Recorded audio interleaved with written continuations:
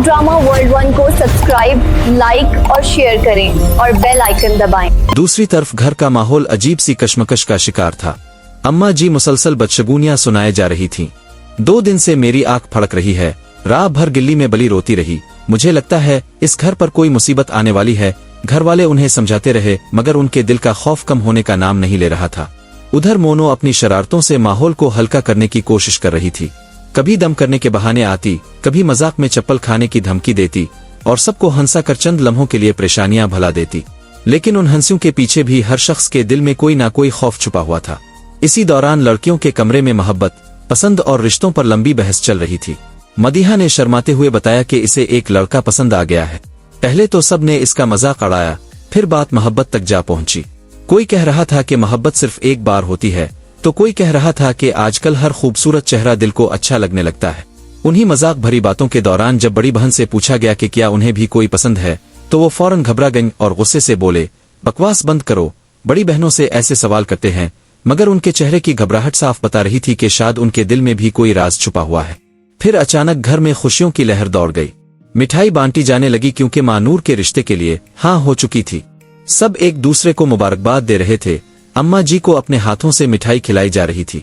मगर असल हैरानी तब हुई जब उन्हें बताया गया कि एक और खुशखबरी भी है। जब उनके हाथ में पासपोर्ट दिया गया तो उनकी आंखें नम हो गईं। मेरा पासपोर्ट रिन्यू हो गया, उन्होंने लरसती आवाज में पूछा। जवाब मिला, जी अम्मा, और इंशाअल्लाह जल्द ही वीजा भी लग जाएगा। ये सुनकर वो जज्बाती हो गईं। मरने से पहले अल्लाह ने मेरी ये ख्वाहिश पूरी कर दी कि मैं अपने बहन भाइयों से एक बार फिर मिल सकूं। घर के हर फर्द की आंखें नम थीं, मगर उन खुशियों के दरमियान भी मानूर खामोश बैठी थी। वो सबके साथ मुस्कुरा तो रही थी, मगर इसकी आंखों में अजीब सी उदासी थी, जैसे इसका दिल इस रिश्ते को कबूल नहीं कर पा रहा। रोही ने फौरन महसूस कर लिया कि इसकी बहन खुश नहीं, मगर शायद इसके पास इनकार करने की कोई मजबूत वजह भी नहीं थी। वो बस खामोशी से सब कुछ बर्दाश्त कर रही थी। जब पड़ोस में मिठाई देने की बात हुई तो रोही मजाक करते हुए बोली, मैं तो छत से कूद कर चली जाती हूँ, इतनी लंबी गिल्ली से कौन जाए। सब हंस पड़े, मगर इस हंसी में भी एक अजीब सा दर्द छुपा हुआ था। बाद में जब रोही पड़ोसियों के घर पहुंची तो पहली बार इसने किसी के सामने दिल की बात कह दी। मुझे नहीं लगता मानूर इस रिश्ते से खुश है, मगर इसके पास कोई वजह भी नहीं कि वो किसी से कुछ कह सके। इसकी ये बात सुनकर चंद लम्हों के लिए खामोशी छा गई, क्योंकि बाज औकात इंसान अपनी ख्वाहिशों को मार कर वो फैसले कबूल कर लेता है जो इसकी पूरी जिंदगी बदल देते हैं।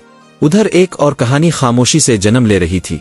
अदीब और इसकी बीवी के दरमियान रिश्तों, मोहब्बत और बेवफाई पर गुफ्तगू हो रही थी। वो कह रही थी कि शायद इसे ऐसी कहानी लिखनी चाहिए जहां रिश्ते एक दूसरे में उलझ जाए, जहां मोहब्बत इंसान को अंधेरों में धकेल दे।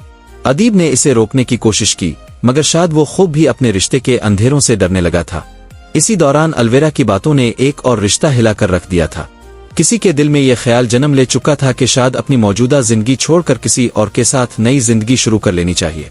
मोहब्बत, खौफ, बेचैनी और खामोश राज, हर तरफ जज्बात का एक तूफान बरपा था और ऐसा लग रहा था कि आने वाले दिनों में ये रिश्ते तो हमेशा के लिए जड़ जाएंगे, मुकम्मल तौर पर बखर जाएंगे। Thanks for watching Pack Drama World 1.